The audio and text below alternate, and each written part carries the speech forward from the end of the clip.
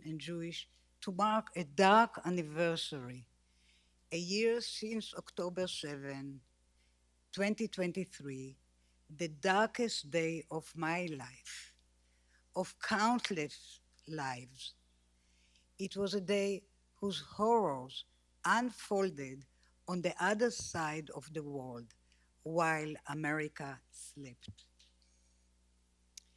But a year on, after Israel's war with Hamas in Gaza has become a regional struggle against the genocidal and fanatical Islamic Republic of Iran, we are all wide awake to its impact on the entire world. And the world is looking again for US leadership. Many of you will know Admiral Daniel Hagari, Chief IDF spokesman.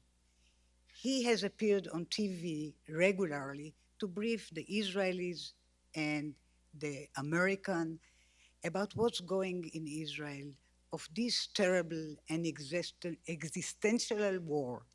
He said something remarkable the other day on TV, that he is stuck in October 7, 2023.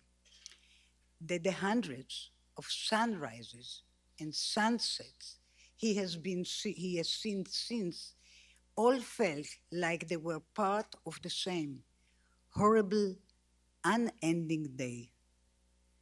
I understand that we are still learning new details about how 1,200 of our brothers and sisters were kidnapped and tortured and butchered by Hamas and by supposedly innocent Palestinian civilians that you see in the pictures invaded also Israel, though they were not part of their army, and raped and killed Israeli.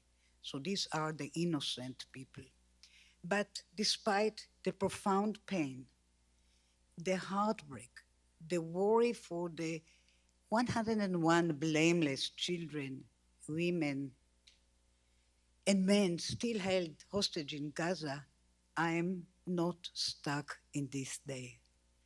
I am focused on what October 7 means for Jewish history and the Jewish future, and the lessons are grim. I am a Tzabarit, a native-born Israeli. I was raised to believe that the rebirth of the Jewish state marked the beginning of the end of the global anti-Semitism that had robbed my parents of their families back in Poland during the World War II. As a child, I felt that something bad had happened in Europe, rumors, gossiping, but I first learned the facts of the Holocaust when I was just 16. And Israel put the Nazi war criminal Adolf Eichmann on trial, because before that, our parents wouldn't talk. They didn't want to hurt us, they couldn't talk.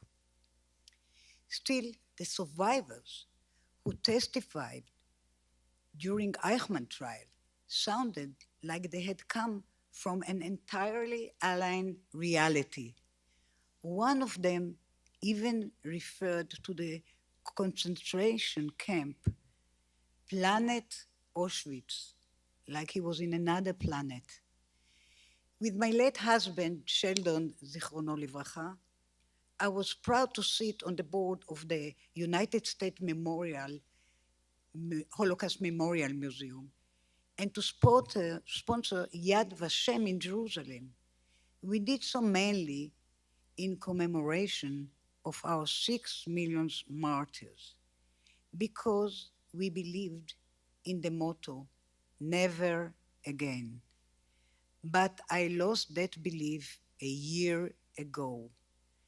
Gone forever, because what was never meant to happen again happened again. Jews suffered a pogrom, They were helpless and defenseless. They lost their lives and their liberty and their dignity to the bloodthirsty mob whose yells were in Arabic rather than Russian or Polish or Ukrainian or German. And when Israel finally fought back, it discovered all too many people in the West who preferred to condemn it rather than Hamas, who accused Israel of genocide, who called for Israel to be denied weapons of self-defense, who made Jews feel unwelcome on US college campuses, who treated Israelis as if they were their war criminals. These are the kind of people who allowed the Holocaust to happen, and they are the kind of people who would allow another October 7 to happen, God forbid. If there is another October 7, it will come with a mushroom cloud. The same Iran that armed and funded Hamas in Gaza, Hezbollah in Lebanon, and the Houthis in Yemen is working hard to get nuclear bombs with which to finish the job of destroying the Jewish state. That must not happen. Israel must not let it happen.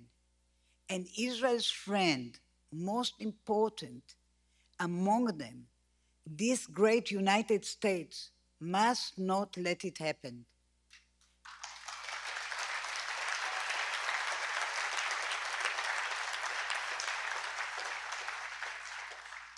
I always like to quote a sentence from the Bible. And this time, I will say it in Hebrew and translate it. בכל עת אוהב הרע, ואח לצרה ייוולד. A friend loves at all times, and a brother is born for adversity. Which brings me to our keynote speaker. Had he been in the White House a year ago, I'm totally convinced that October 7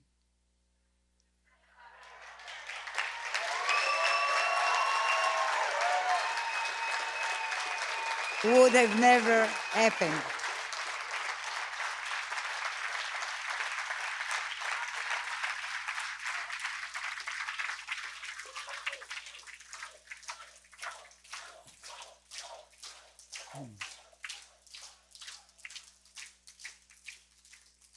Okay.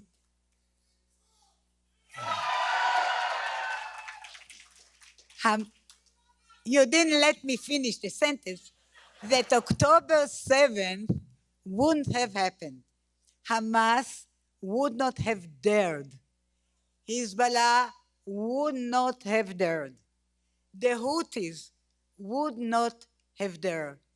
And yes, the Ayatollah of Iran would never have dared. Because evildoers understand when they are faced with a real courage. They can spot a strong leader who will make their lives hell if they get out of line.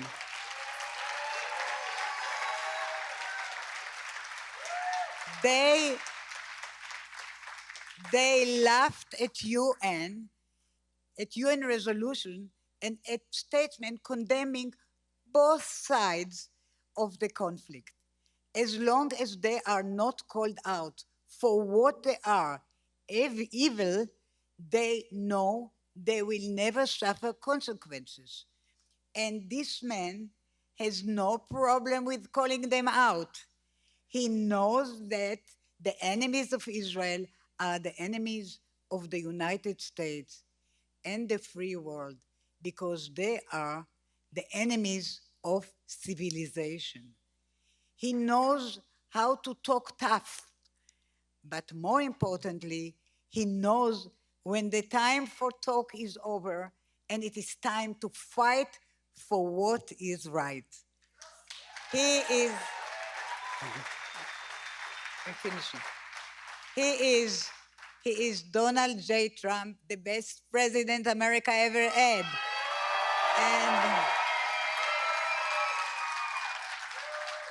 And the best president America will have again, God willing, come January. Please join me welcoming our friend and our brother, President Trump.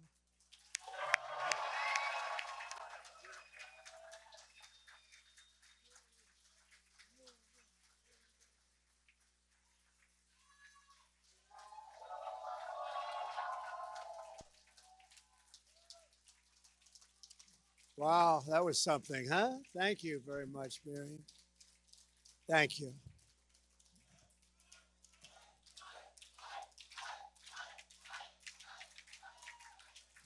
Very special woman, I have to say that. Friend of mine for a long time, and she is very, very special. And her husband is, I mean, this was one tough cookie. He loved Israel.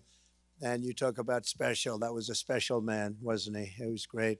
So I want to thank you very much, Miriam, and for all of the exceptional commitment that you've given to the safety and security and the prosperity of the United States and Israel.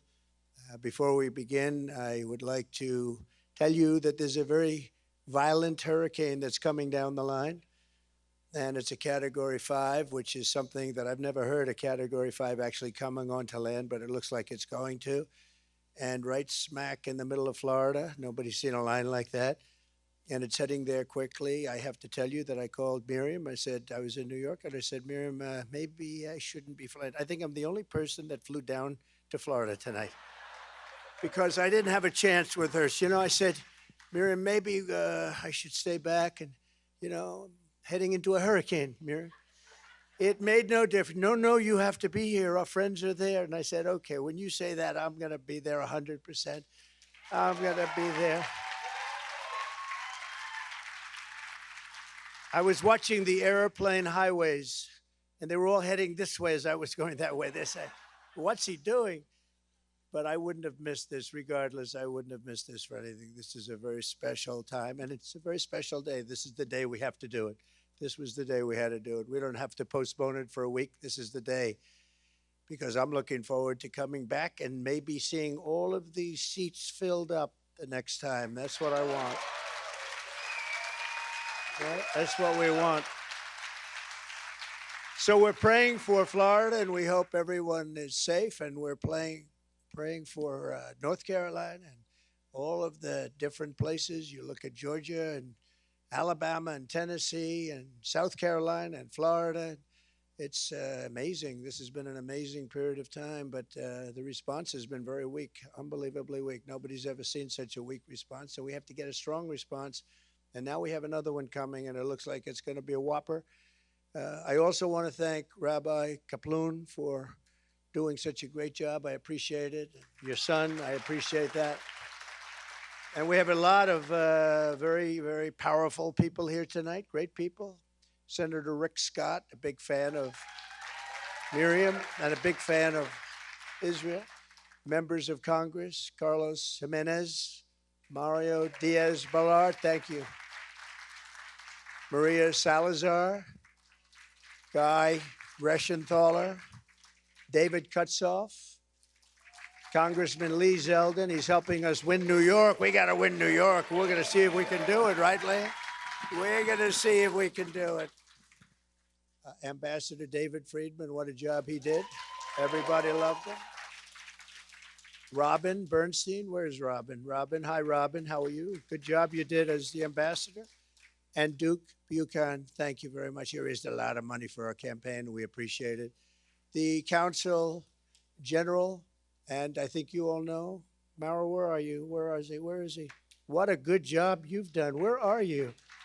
Thank you very much. What a beautiful job. Thank you very much. Thank you. And Florida House members, Danny Perez and Randy Fine. Randy Fine. Where is Randy Fine? Randy Fine's been out there. Thank you, Randy. Great job.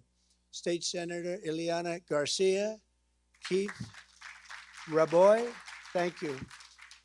Ed Russo, oh, Ed Russo, environmental specialist. Whenever I have a problem, I call Ed Russo, and he solves the environmental problem for me. We appreciate it.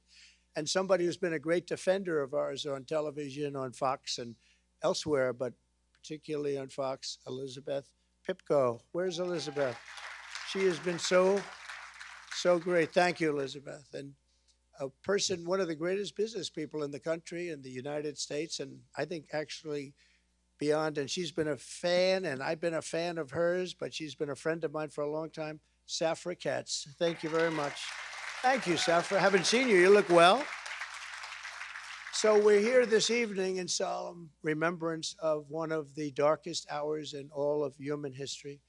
1 year ago today, every civilized person was filled with shock and horror and grief at the news of an evil and so absolute that, and nobody's seen anything like it. Nobody's seen anything that it really can barely be described. You can't describe it. October 7th was not just the deadliest day for the Jewish people since the Holocaust. It was not just the worst terror attack since 9/11.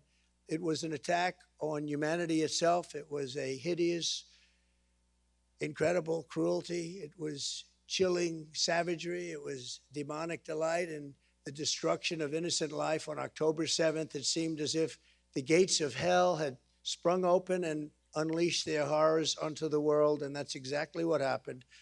What a moment in time, what a moment in horrible history, horrible history. Today we mourn more than 1,200 innocent victims of the October 7th attacks, whose memory we honor with 1,200 beautiful individual candles, and we honor them with grace and with gratitude for their lives and for their families, what their families have gone through. And maybe we'll have a moment of silence, please.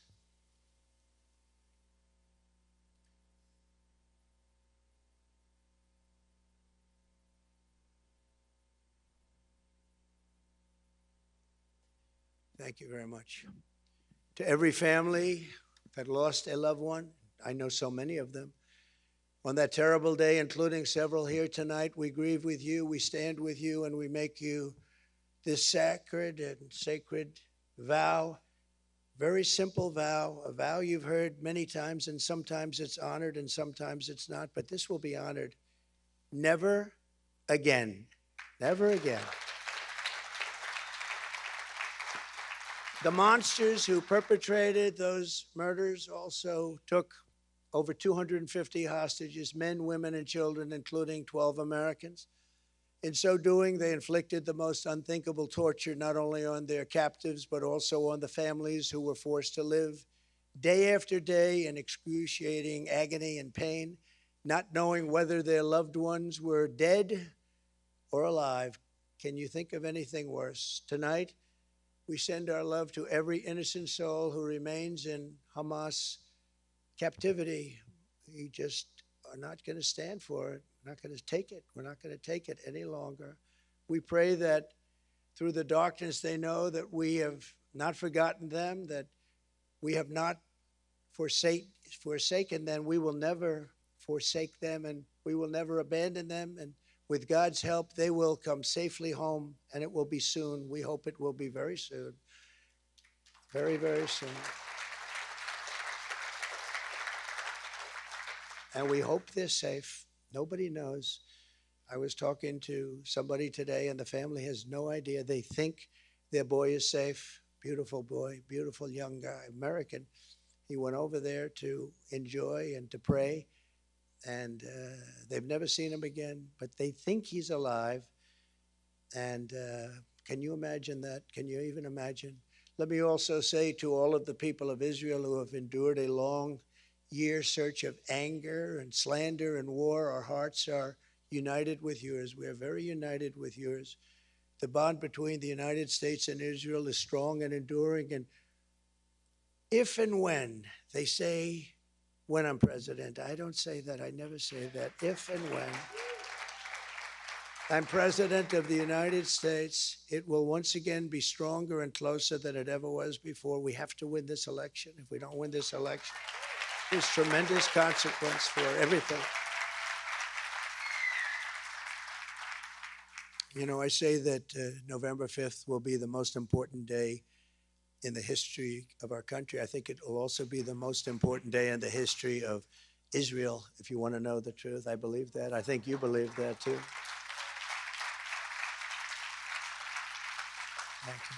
Over the past year, there has been an effort by some to deny the horrors of October 7th, just as some unbelievably deny the Holocaust itself. And you have that, and you have people that actually say, oh, October 7th, it never happened. Where do these people come from? Where do they come from? And they don't believe it. They don't believe it. They want others to believe it. They don't believe it. That's why it's so important to remember and to state clearly for history what happened on that terrible day. The only way we can keep our vow is never again, and it really is to also say never, ever forget. We can never forget. The nightmare of that day still hangs. The horrible legacy of what's taken place, the survivors, the families of the dead, and Jews all over the world. Hamas raped, tortured, maimed, and murdered innocent civilians in the most barbaric ways imaginable. Nobody can believe what they saw, and it's there for those to see if you want to see it. It's a terrible thing. I've seen it. They paraglided into a music festival full of life and beauty. From the skies they came and massacred young people who came for joy and happiness and peace. They were loving young people, wonderful young people, beautiful people. One young woman whose friend had been killed was seen begging on her knees for her life. She was begging, please, please. Her last words were, don't kill me, please don't kill me, before the terrorists shot her dead in the face. Elsewhere, a child and an adult were bound together with metal wire. They were burned alive. A baby was shot through the heart while still in the mother's womb, ready to be born, and shot.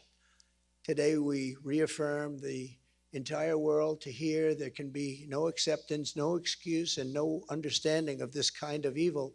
It's the evil like nobody has ever seen before. Nothing can justify it. Nothing can rationalize it. And any person who sympathizes with it, with these terrible atrocities, as a sickness in their soul and a darkness in their heart. And these are people that can never be our allies or our friends. Almost as shocking as October 7th itself is the outbreak of anti-Semitism that we have all seen in its wake. I never thought I was going to see this. Never, ever. This is so incredible to be witnessing. Who ever thought? We thought this was very, very rarefied, putrid air.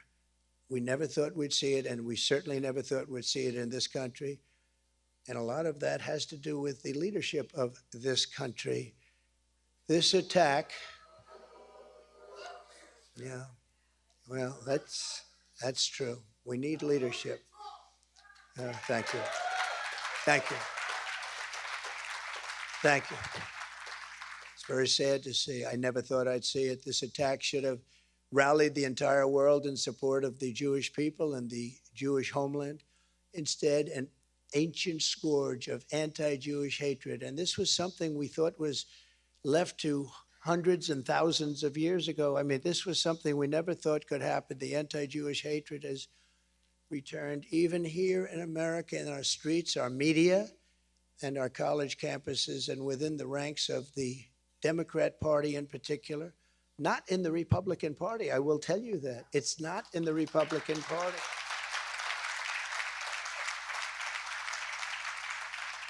And I say that the Republican Party has not been infected by this horrible disease. And hopefully it won't be. It won't be as long as I'm in charge, I can tell you that. These endless candles, photos, and empty chairs remind us why it's so important that the toxic poison of anti-Semitism be condemned, confronted, and stopped. Anti-Semitic bigotry has no place in a civilized society. It has no place in our universities, and it has no place in the United States of America. No place.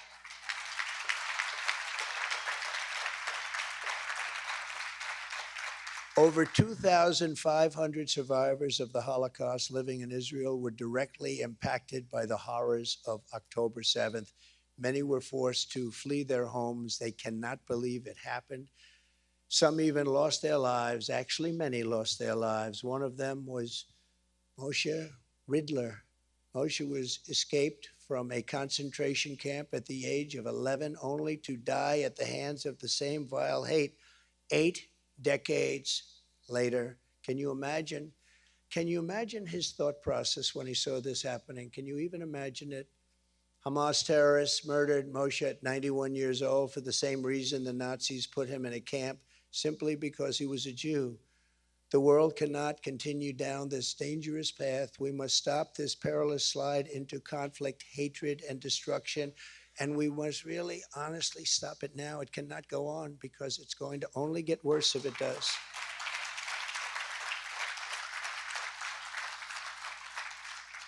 The October 7th attack would never have happened if I was president, I can tell you.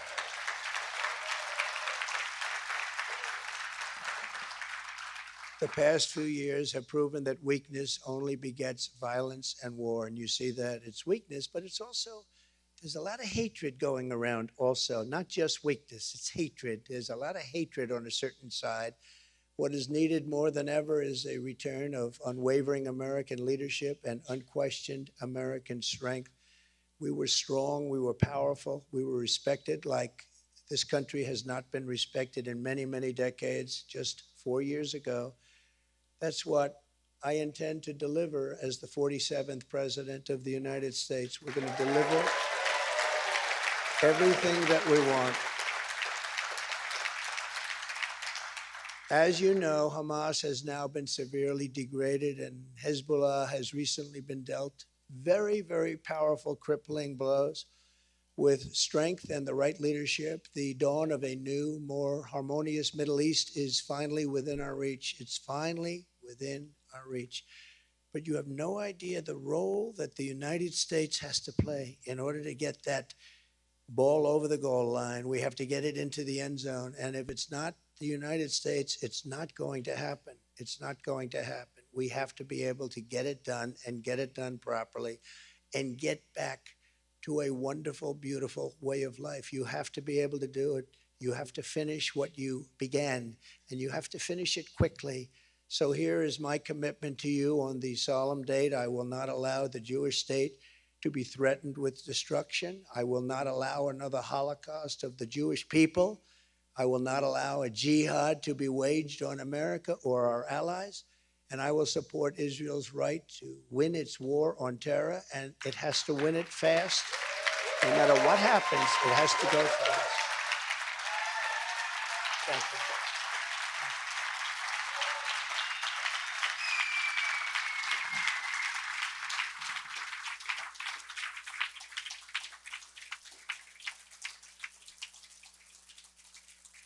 And I want to, while we're at this point, I want to thank Mr. Steve Witkoff, a great entrepreneur in New York and Florida and elsewhere, I think everywhere, frankly. But he's made a major contribution, so I just want you to know that. I think it's appropriate to bring that up. What do you think? And Steve is the only one that doesn't really care if I do, but he's been very generous. Thank you very much, Steve. I appreciate it. With his wonderful, beautiful boy. Here at home, I will defend our American Jewish population. I will protect your communities, your schools, your places of worship, and your values. We will remove the jihadist sympathizers and Jew haters. We're going to remove the Jew haters who do nothing to help our country. They only want to destroy our country. And we will never let the horrors of October 7th be repeated here on American soil. We will not let that happen, and we will solve the problem that we have. If you look at what happened just 2 days ago in New York City, I couldn't believe it. I said, it's starting all over again. The level of violence was as bad as it was last summer.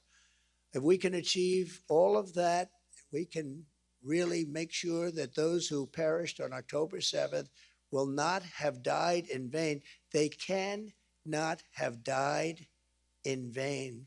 You cannot let that happen.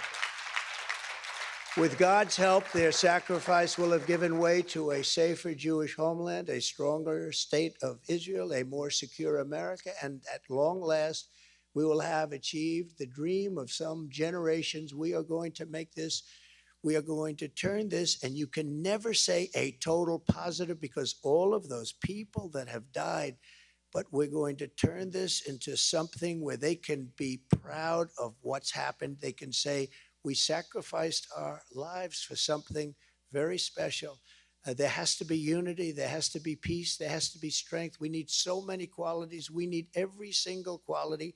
We're going to bring it all together, and we will have peace in the Middle East. We will have strength and resilience, and we will have a very powerful and strong Israel, and I will be with you all the way. Thank you very much. God bless you, and God bless the people of Israel. God bless America. Thank you very much.